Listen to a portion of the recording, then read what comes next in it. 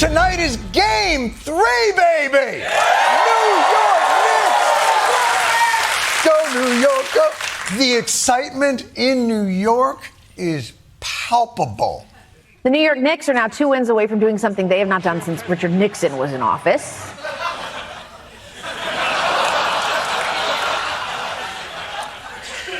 Was that necessary? The Nixon reference? Oh, the last time the Knicks won, the flu was treated with leeches. No. I know it's been a long time. Look at me. But we're all excited here. Everyone in New York is rooting for the Knicks. Well, almost everyone. Abuse that's piling up online for Elmo after he tried to be neutral about the NBA Finals. A Sesame Street star posted, Elmo hopes both teams have fun.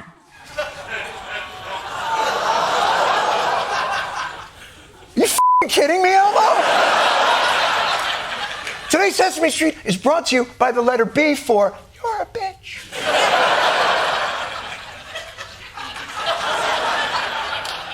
Surely Elmo's fellow New Yorkers responded to his wavering with our trademark grace and understanding. New Yorkers didn't like that. They unleashed some fury on him, blasting Elmo as a traitor, telling him to pick a side. The city's transportation department even threatened, don't make us take this down, bro.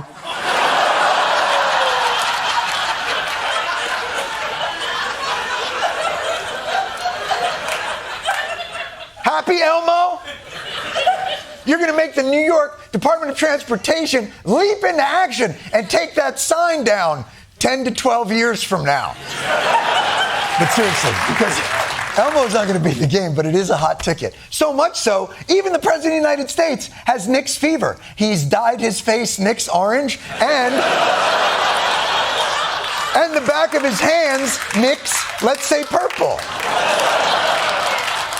The president's going to be attending the game this evening, and New Yorkers couldn't be happier. I swear to God, this New York, everybody put up with Trump, bro. Man, I'm not gonna lie, Trump. We're gonna boo the out of you, bro.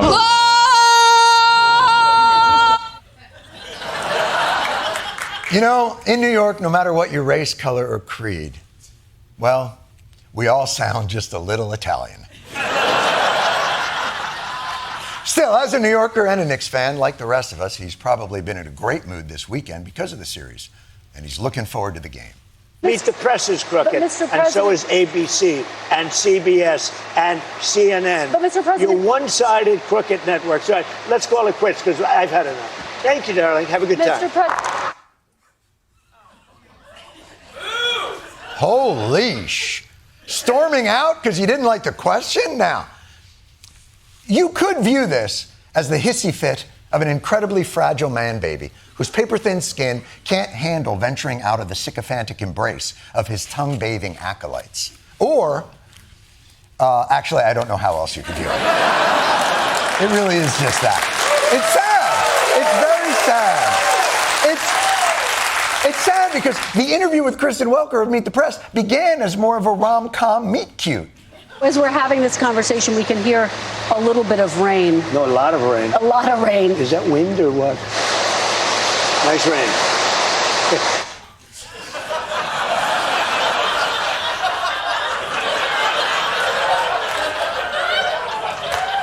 If you like pina colada of getting caught. The rain is sweet as long as it's not accompanied by scary sky booms. Hear that sound of thunder, lightning? People will understand. We're on a farm.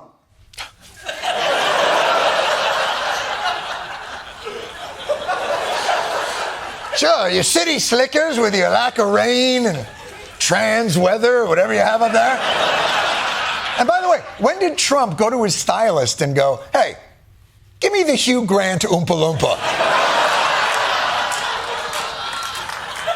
But Trump was having a lovely time. So how did it go from, look at us, having a wonderful conversation in the rain, to you and the network you wrote in on?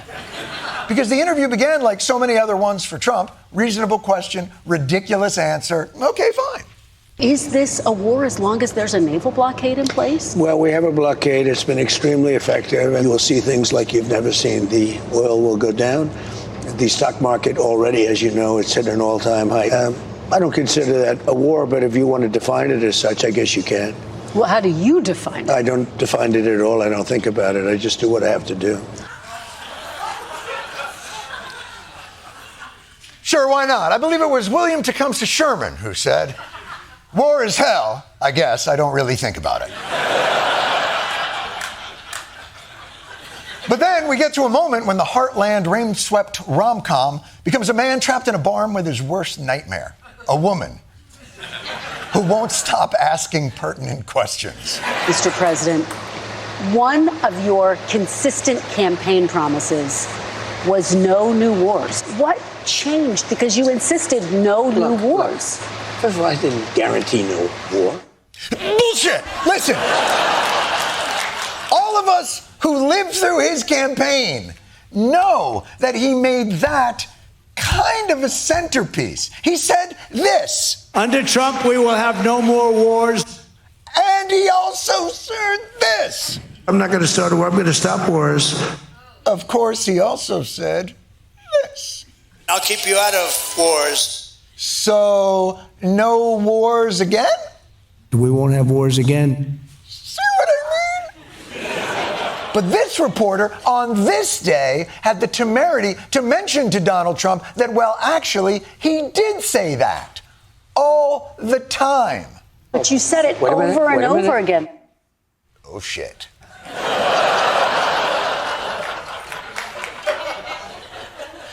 She just lit the fuse on the bullshit bomb. In the midst of the greatest stock market in history, in the midst of the most successful country. 10, 9, 8. A couple of years ago, we were a dead country. Now we have the hottest country anywhere in the world. 7, 6, 5. You know, I gave farmers last term $28 billion because China took advantage and other people. And you know who paid for it? China. 4, 3, 2. I built 1,000 miles of wall on our southern border. The election was rigged. It was a dirty election. Boom! It was a dirty, rigged election. He went to it, folks. He went to it. The fail-safe in case of journalism break glass. The EpiPen in case you've been stung by reality. But finally, in this instance, when he went to the rigged election, oh, sweet Jesus, finally, his universal get-out-of-interview card didn't work. Now in never California, presented evidence it's happening that the right now in election California. was rigged. Right now, it's look at what's Where's happening in the evidence California. to that? Where's the evidence? Trump's fail-safe failed too safe. And now he's left with but two options.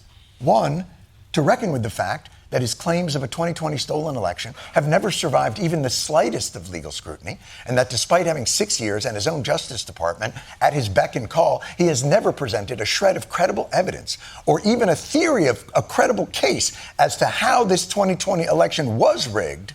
Or he could do his second option, smoke bomb! Let's call it quits because I've had enough. Thank you, darling. Have a good time.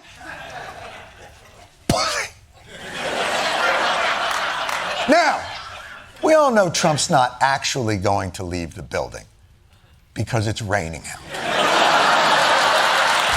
And as you know,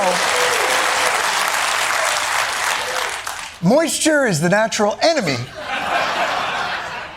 of the North American comb-over. But this is where Kristen Welker nearly undoes all of the good work she did with one of the worst pleas in the history of journalism. Mr. President, let's please, I traveled all the way to Wisconsin.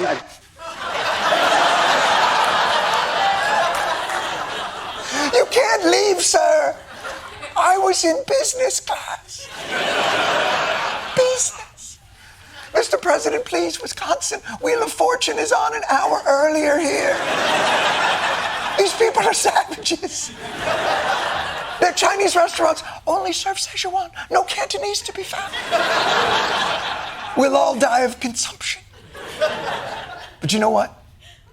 Maybe finally this moment will give journalists permission to not back down, to not just leave it there and move on, and to finally be honest about Trump's inability to be challenged in the moment. I spoke with President Trump on Saturday, and we both acknowledged the complications during the interview posed by the rain. What? You were inside! There was no challenge from the rain? That. No! Donald Trump was not thrown off by the ambient noise during the interview. In fact, ambient farm rain is the least disruptive noise environment he conducts interviews in. These are real clips of his interviews that we have not edited the audio on at all. Mr. President, what are you doing up there? Taking a little walk. We're having a big day. We'll see how it all turns out, but it should be good. Are you very good. 60 minutes. It'll be actually higher than I smell in the car. And we're on site. Vietnam lasted 19 years. All right, we made up the last one, but still, the other ones are real. The point is, he wasn't aggravated by the rain. Donald Trump didn't storm out because of the rain. He stormed out because he was challenged, not because he was distracted. So maybe it's time we stop making excuses for that man in order to preserve access to his constant bullshit. He agreed to sit down with me for another Meet the Press interview. Thank you. Last night was Game 3 of the NBA Finals, and I know the Knicks' loss was hard on New Yorkers, but let's take the high road, okay? And acknowledge the MVP who won it for the Spurs. Game 3 referee Mark Davis. Dude, what the hell was that? I mean, don't get me wrong, I think it's great that the NBA lets someone watch their first game ever right from the court, but you do realize the B in B-ball doesn't stand for blind bald bitch, right?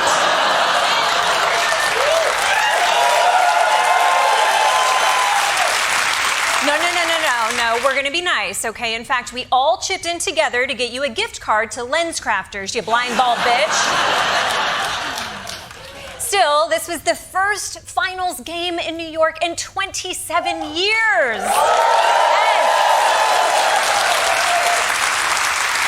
So all the celebrities came out. You had Timothy Chalamet, Derek Jeter, DJ Khaled looking at his phone, Ben Stiller, Spike Lee, DJ Khaled still looking at his phone, Jay-Z, Larry David, and DJ Khaled showing Fat Joe something on his phone. What are you doing, man? You're courtside at the finals. Unless you were Googling how to go down on your wife, pay attention.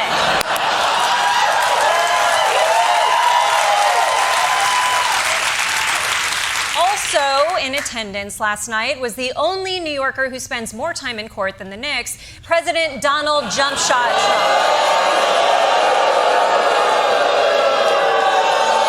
Oh, you were there too. Okay. The city gave him a very New York welcome.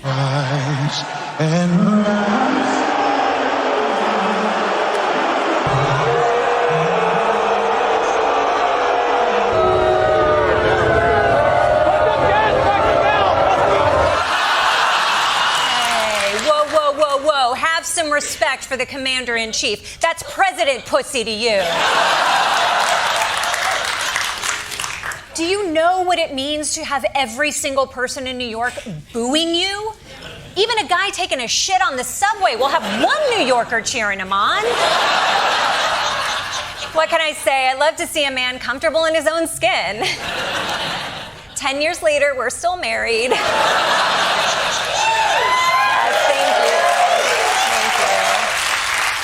But yeah, all that incessant booing, he must have been devastated. It was certainly amazing. It was, I think, mostly cheers. Mostly cheers? I guess the DOJ redacted all the boos before they hit his ears. But whether you like that Trump was there or not, he is a lifelong Knicks fan, so he wasn't going to let some haters stop him from enjoying every second of the game. During the game, President Trump appeared to fall asleep.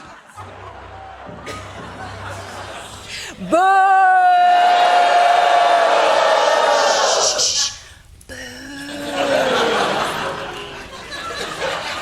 Sir, you can't sleep sleep through the game. You're the president, not Game 3 referee Mark Davis. Mark, I hate you so much. I hope every time you microwave something, it's just a little bit cold in the middle. But let's move on from New York to the only other city in the world, Los Angeles. Because Trump was also having a bad night there. A major shakeup in the race to be mayor of Los Angeles. Reality TV star Spencer Pratt, the Republican who was endorsed by President Trump, was running second for a very long time, but he fell to third place as the rest of the primary votes started coming in. President Trump now raising unsubstantiated claims of voter fraud, posting on Truth Social, not possible for Spencer Pratt to have lost the LA runoffs after the big lead he had, rigged elections. They're cheating on the election. Do you have evidence to support All I have that? to do is look. All I have to do is look.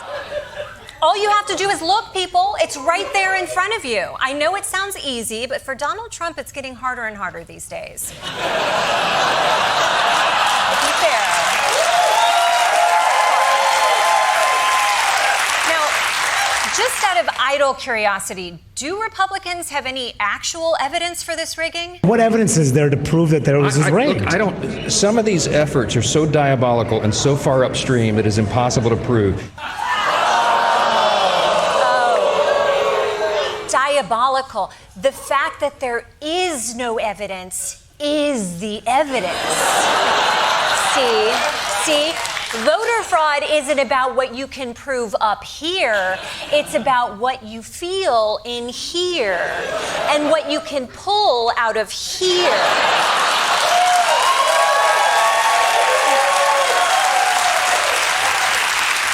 Look, it may have taken some time to get where they are, but that doesn't mean it's rigged. Also, I'm sure they're going to finish the vote counting any minute now. California has a lot of rules that make this very, very slow. They have a complicated system where if somebody does a mail-in vote that is mailed before actual election day, it can be counted over the next 7 days. Nearly a week after Election Day, the state's most populated county says it still has about 355,000 mail-in ballots to process. Holy shit, you have that many ballots left to count? Why is it taking so long, California? Are you counting the ballots? Are you having tantric sex with them? Look, California, I know you want to make sure everyone gets a chance to vote, but the longer you take with the ballots, the more you open up the door to mistrust in the process.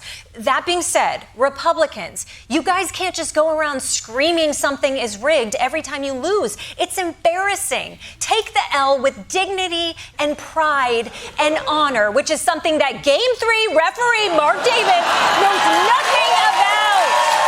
We know you rigged that shit. Diabolical. Let's start with Melania Trump, First Lady and woman who just slipped poison into James Bond's martini. Yesterday at the White House, Melania hosted an AI event, continuing the long tradition of First Ladies in tech, from when Eleanor Roosevelt set the high score at Guitar Hero 5, to when Nancy Reagan debuted the first sucking machine. True pioneer. And Melania was so excited about AI, she even did an impression of it. Today is about opening doors. When the doors open, passions flow, courage blossoms, and dreams are realized. AI inspires. Use this chapter of your life to sail away with your dreams. Yes, sail away to the chapter of your life on the rocket ship of your courage as you blossom into the stars. What was the prompt to write that speech? Chat GPT, give me metaphor. No, give me all metaphors. Although, to be fair, this isn't just some one-off thing Melania's doing. She's been into dystopian technology for a while now. AI is extending the conceptual in ways never dreamed of before. AI will serve as the underpinning of every business sector in our nation. Robots hold steady hands in the operating room. Movie characters, scripts, fashion, music, art, the entire ecosystem, all with AI. The shift from soldiers to machines is already underway. Autonomous helicopters, swarming drones, fighter-less jets, and autonomous bombers are on the way. The robots are here. The robots are here, asking you to join us. I mean them. Delete previous sentence. Let's move on from the terrifying wars of the future to the terrifying war of the present, where the ceasefire in Iran is starting to get a little less cease and a little more fire. Tehran and the U.S. trading blows now. Iran's downing of an American helicopter prompting a fiery U.S. response. We're trading blows again? This is not good. By the way, fun fact, trading blows was a setting on Nancy Reagan's dick-sucking machine. And it was a good one. So what happened exactly? Officials say an Iranian drone brought down a U.S. Apache helicopter patrolling the strait. The pilots rescued in a first-of-its-kind operation by an unmanned surface vessel, a drone boat. Sorry, wait a minute. The pilots were hit by a drone and then rescued by another drone? Am I crazy, or were we warned about this? The robots are here. Oh my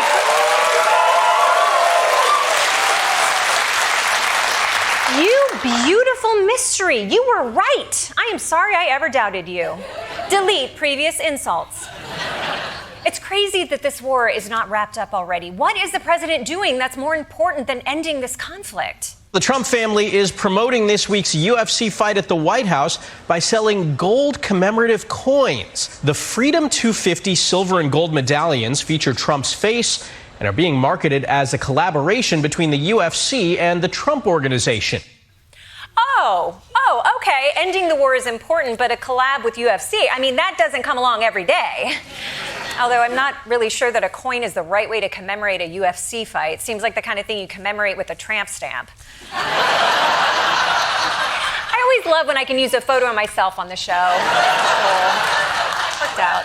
But a coin seems a little weird, like a weird fit for UFC bros, doesn't it? The only thing I love more than fighting is cherishing sweet memories with decorative coinage. But fine. Okay, if I was a blood sport loving coin collector, I'd be willing to pay, what, $10, maybe $15 for this thing? Let me just take a sip of water while I hear how much it costs.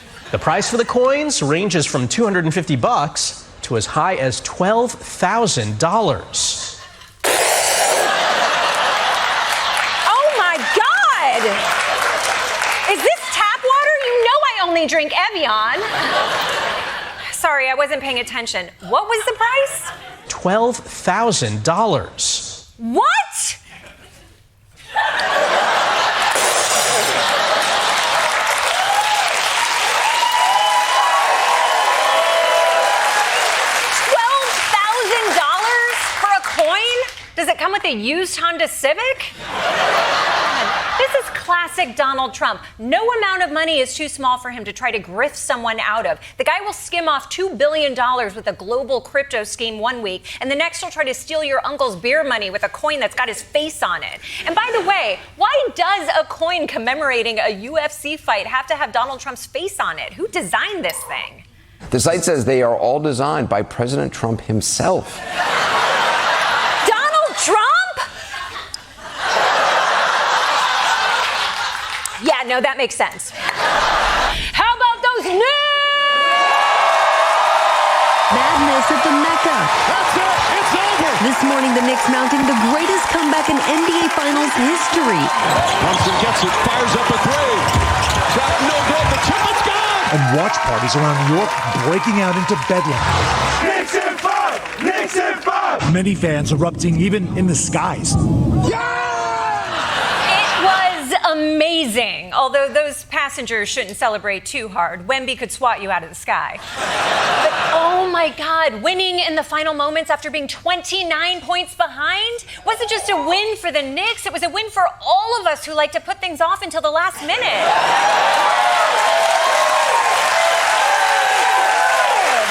I know it looks like like I'm not going to do my taxes, but just wait until I've got 2 seconds left on the clock. It all just goes to show you never, ever give up on your dreams. Unless your dreams are to beat the Knicks in the finals, because that shit ain't happening.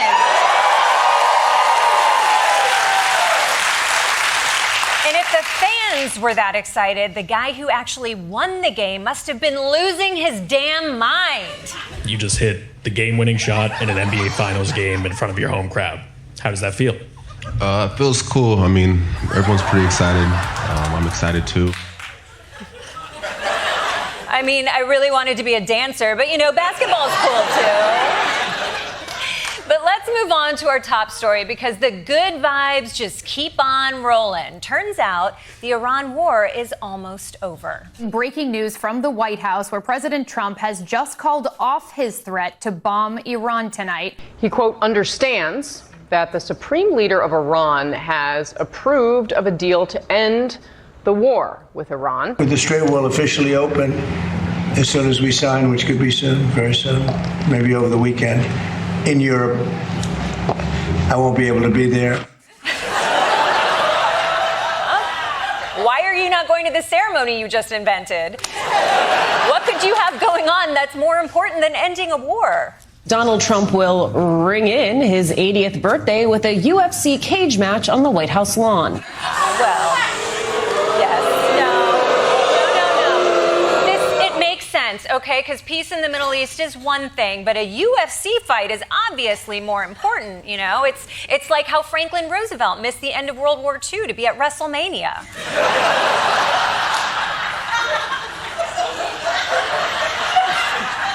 But regardless of whether Donald Trump is there or not, the U.S. and Iran have reached a deal. Iran says they have not reached any sort of deal. Okay, maybe the war will keep going on for a while, but listen, don't worry. Trump is going to win this war. It's guaranteed. He's up like 29 points. And if you're worried in the meantime about gas prices, relax, because Trump announced an amazing surprise. Under pressure from rising gas prices, the president also touted what he said was a secret U.S. effort to guide oil through the Strait of Hormuz. We've been taking out millions of barrels of oil. Nobody knows it. You know who doesn't know about it? Iran, until right now. Oh, damn! How do you like them apples, Iran? Trump has been sneaking out millions of barrels of oil from the Strait, and you never knew about it because it was never reported. The effort has been previously reported about. Okay. Well, the New York Times reported it, but Iran doesn't read the Times. They just subscribe to Play Connections. Okay, maybe Iran knows, but Trump says we took out 100 million barrels last month. That's got to be what, like a year's worth of oil? The president this week said the military has helped move 100 million barrels of oil, which is about 1 day's worth of global oil consumption. 1 day? You're bragging about taking a month to steal 1 day of oil?